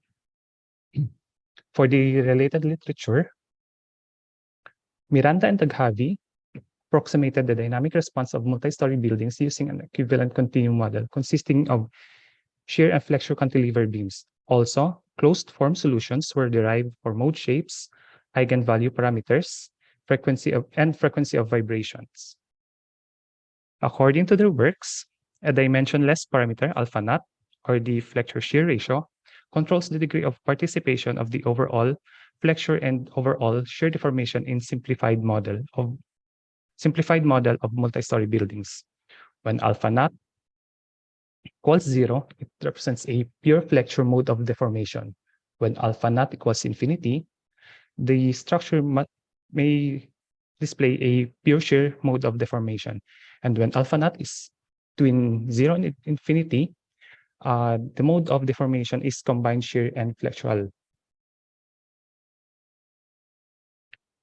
Xiong et al. Also proposed a nonlinear discretization of the elastic continuum model for seismic response of tall buildings in urban scale analysis. The NMFS model discretizes the structure into nonlinear bending spring and shear spring to represent the bending and shear deformations respectively. Now for the methodology. So the methodology is divided into 3 major parts. First is the creation of the NMFS model for medium-rise structure, wherein computations were mostly made in MATLAB. Another is obtaining the spectrally matched earthquake records, wherein matching of ground motion records were done in Seismomatch. And lastly, performing nonlinear time history analysis in OpenSys. So although this presentation will focus on the calibration of NMFS model alone. So for the nonlinear multi-degree of freedom flexure shear model, it is made up of masses that are lumped on story level and 2 node link elements connected in series with each other. So the 2 node link elements represented the shear spring and the flexure spring to account for the story shear and bending respectively. Shear and bending actions for the structure were coupled. So a material object definition is required to define the backbone strength curve of the spring elements for the respective degree of freedom. The material used in study is the uniaxial bilinear hysteretic material object with pinching of force and deformation as the hysteretic mode. Bilinear envelope is defined by the yield and strain, or force and deformation at the first point, and peak stress and strain, or force and deformation at the second point of the envelope. So the following is the diagram that shows the calibration process of the NMFS model. So based on the building attribute data and design data, the NMFS parameters are calibrated for the elastic parameters, design yield and peak stress and strain parameters, and the hysteresis parameters. For the elastic parameters, flexure shear ratio, eigenvalue parameter, and shear and bending stiffness, this followed the closed form solution and principles outlined in the papers of Miranda and Taghavi and Xiong et al. Although it was stated before that the deformation response depends on the alpha naught or the flexure shear ratio, the elastic parameters bending stiffness and shear stiffness GA depend on the ratio of the first and the second period of vibration. Design parameters were obtained using the modal response spectrum analysis based on the design spectrum, interstory deformations, and elastic parameters. Yield and peak parameters were obtained by applying corresponding overstrength factors to the design parameters. And lastly, the hysteresis parameters were based on the paper of Stillman and Har using degradation and pinching factors. So here is the representation of the material backbone strength curve for each spring element in the story defined using the computed yield and peak parameters. And this figure here shows the representation of the hysteretic parameter defined using the proposed framework for generalized hysteretic model of Stillman and Har. So according to their works, the hysteresis of structure can be described using degradation model and the severity of the degradation. For the results and discussion, so first we go to the ETABS model. So the ETABS model is based on a regular 8-story building with dual system designed according to the NSCP 2015. The structure was optimized by Baldo in 2020 based on the response modification factor R obtained by performing incremental dynamic analysis. So here, this figure here shows the unmatched and spectrally matched ground motions used for the nonlinear time history analysis. So 7 strong motion records were matched to the design response spectrum based on NSCP 2015 for a site with similar characteristics with Metro Manila. So after performing time history analysis, the average maximum story displacement response of the NMFS model were plotted along with the average response obtained using ETABS model, which is plotted in red. So the average maximum displacement of the top story relative to the base of the model is around 6 centimeters. Although there is a noticeable shift in the value of the response obtained using the NMFS model with different period ratios, the general profile of the plot followed that of a structure expected to behave with a combined flexure and shear deformation. Similarly, the ETABS model deformed according to the combined flexure and shear deformation. From the plot, the relative difference in the computed displacement is concentrated at lower stories, especially for NMFS model with period ratios of 0.2, 0.21, and 0.22. And the NMFS model with period ratio equal to 0.23 yielded the best estimate of the maximum story displacement relative to ETABS model with the average difference of 10%. Similarly, the average maximum interstory drift ratio obtained using ETABS and NMFS model were plotted. So the general profile of the computed IDR for the NMFS model is increasing at lower stories and decreasing at higher stories. The turning point, however, is dependent on the period ratio used in the model and happens on lower stories for models with lower period ratio. The computed IDR of the ETABS model is also increasing at lower stories, but decreasing on higher stories. However, the turning point happens at a much lower story. From the plot, we can see that the difference in the computed value is concentrated at either the lower stories or the top stories, depending on the period ratio of the NMFS model. For the NMFS model with lower period ratios, the difference is concentrated at lower stories, while for models with higher period ratio, the difference is concentrated at higher stories. The NMFS model with period ratio of 0.2 resulted the best estimate of the maximum interstory drift ratio relative to the ETABS model with the average difference of 13.8%. Although most of this error can be attributed on the first story alone. So here we can see the plot of the top story displacement time history response of NMFS model with period ratio of 0.21 along with the response obtained using ETABS model. So the NMFS model is plotted in green and the ETABS model is plotted in red. Another is the plot of the top story displacement time history in frequency domain. So the NMFS model is plotted in green as well, and the ETABS model in red. So here, this figure shows the global hysteresis represented by the plot of base shear versus the top story displacement for NMFS model with period ratio of 0.21 and ETABS model due to the third ground motion. Upon initial inspection, the hysteresis loop of the respective model for each ground motion were not remotely similar, which is to be expected since the ETABS analytical model employed material level of modeling, while the NMFS model is based on story and interstory parameters. Although we can see that the envelopes of the global hysteresis of the two models were comparable with each other. Both hysteresis loops were also able to capture the nonlinear response of the model due to the spectrally matched ground motion. So for the conclusion, so from the study, we're able to derive an NMFS model for the 8-story shear wall frame structure. Next, we're also able to perform nonlinear time history analysis using the NMFS models and obtain spectrum-compatible ground motion record matched to a target response spectrum. Also, we are able to determine the response of the structure such as maximum story displacement, maximum interstory drift ratio, top story displacement time history, and global hysteresis due to the ground motions. And also, we are able to compare the results using the NMFS model and the commercial software. Also, the following conclusions were made. The NMFS model was able to estimate the maximum story displacement and maximum interstory drift ratio within 10% and 13% of the results obtained in ETABS using models with period ratios of 0.23 and 0.20 respectively. The NMFS model was also able to replicate the top story displacement time history with good agreement.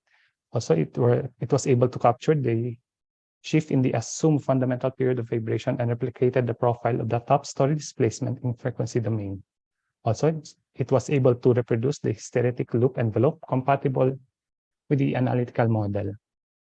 In summary, the NMFS model was able to provide a good estimate of the response of the medium rise structure with combined shear and flexure type of deformation model using commercially available software subjected to time history analysis. This means that despite the discretization of the structure into multi-degree of freedom models, which significantly simplified the process, the NMFS model proved to be an efficient tool. Moreover, the nonlinear time history analysis on its own is computationally expensive, but the analysis of the NMFS model only took seconds compared to the analysis in ETABS, which took hours. For the recommendations, the NMFS model was able to provide an opportunity of scaling up the building-specific analysis on regional level. Also, since the NMFS model was able to estimate the envelope of the global hysteresis of the analytical model, improvement can be made by employing a more specific hysteresis mode to capture the hysteretic degradation. Lastly, the response of the NMFS model, however, was dependent on the resulting flexure shear ratio from the assumed period ratio. So future studies can focus on finding the ideal flexure shear ratio to characterize the response of a specific structural system under study. So these are my references. And thank you very much for listening. Thank you, Mr. De Los Reyes. If you have any questions related to the presentation of Engineer De Los Reyes, so please write them in the Q&A feature. So supposed to be there's a Q&A session directly after the presentations, but I think it's good if we will have a group photo first.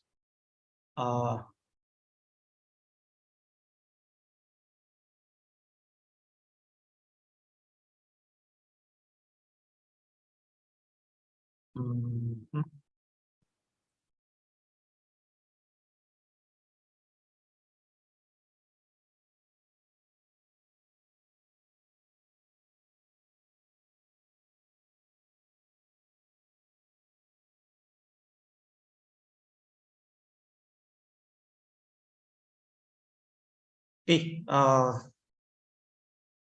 so I'll take the picture. 1, 2, 3.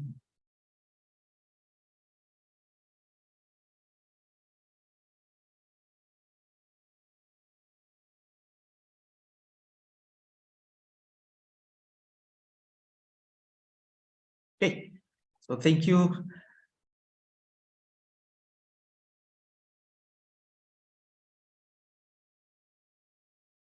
I see that most of the questions that were raised by the attendees were answered.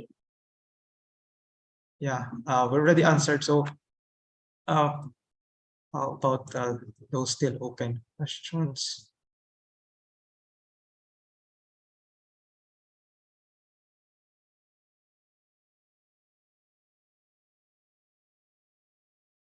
So Harvey is currently answering one of the questions in the Q&A. But there's one more, Harvey. So later maybe you can type that. So I welcome the questions from the attendees.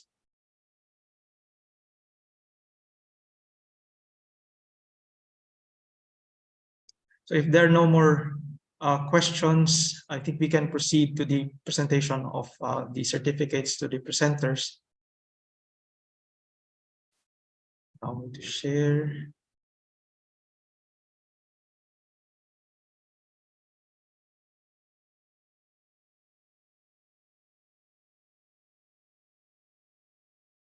Okay.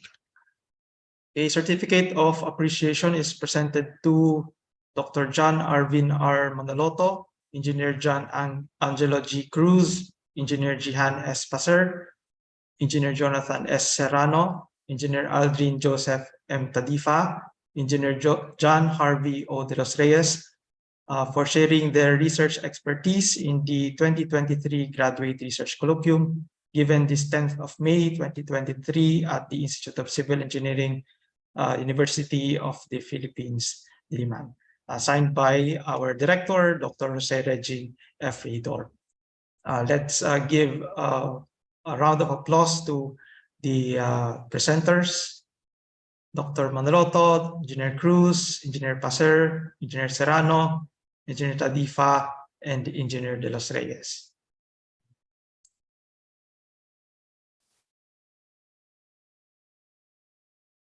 Okay.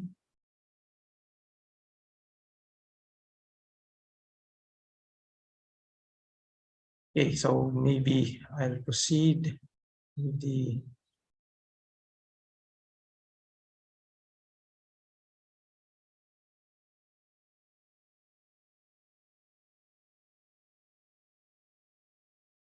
acknowledgements.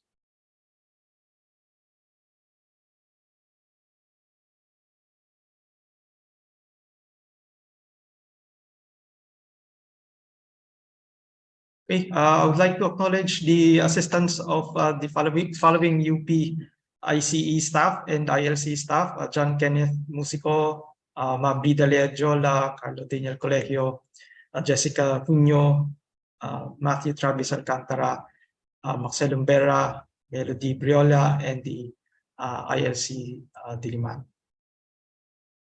Okay, so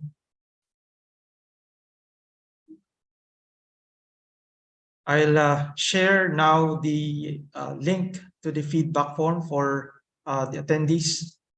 So as I mentioned earlier, the start of the colloquium, only those that accomplish the feedback form will be issued the certificates. Allow me to pull that up. So there's a QR code there, and I'll also put in the chat the link.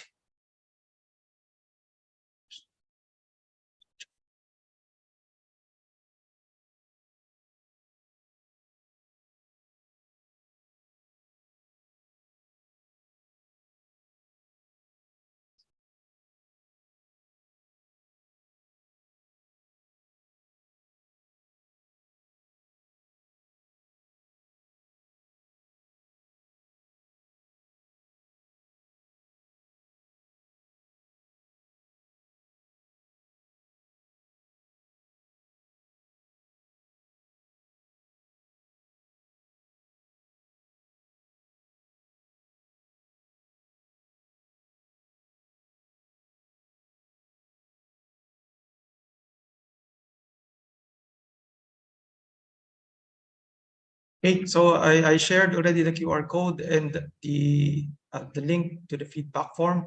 So please answer that within maybe 30 minutes.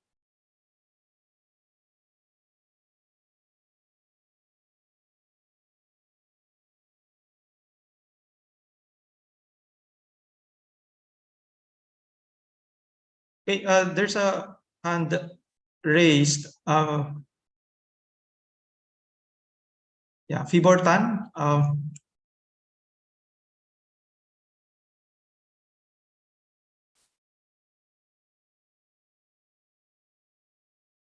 Fibor Tan, do you have any questions or comments?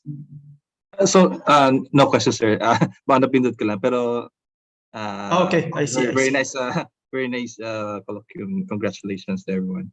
And sir, I cannot, actually, I cannot access the, the code, the QR code. I don't know if it's just on my end. I see. Maybe, can you try the link instead? Sige, sir. Okay.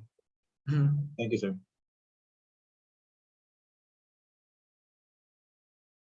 So if you're having issues accessing the QR code, please try the link.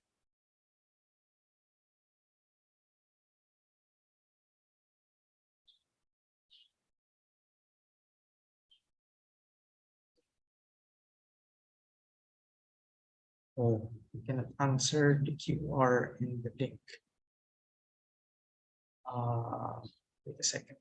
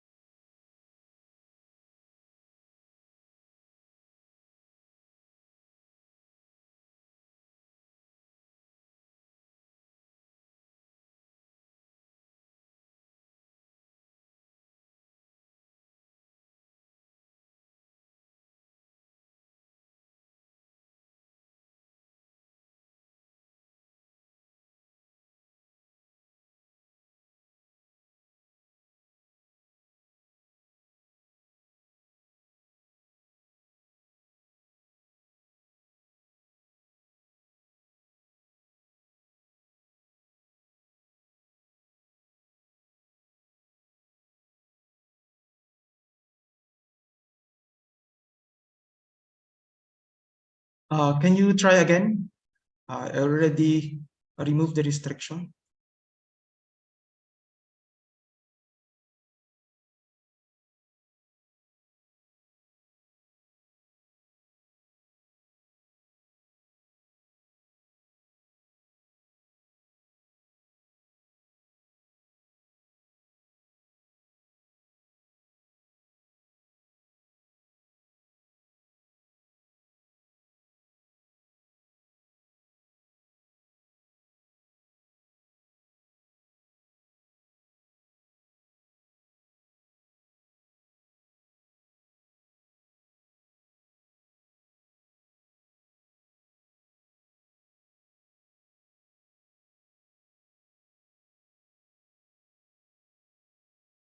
Okay, so since I don't see any more questions to be asked to the presenters, I think we can formally end the colloquium. Again, thank you very much for attending the colloquium. We will have a next round of colloquium in the next few months. So please attend again. So this ends the colloquium, and thank you for joining. For those who are still accessing the form, so I'll wait for you to finish accomplishing the form. Thank you, Doc Errol. Thank you. Thank you very much. Thank you very much. Thank you very much, Doc Errol. Thank you very much. Thank you po, Doc Errol. Thank you po, Doc. Thank you po, sir. Thank you. Doc, thank you po.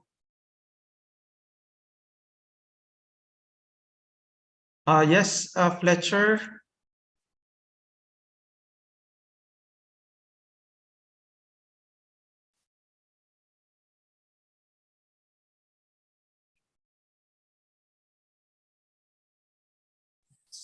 Thank you po, Doc. Yes, thank you. Cannot access. Oh, why?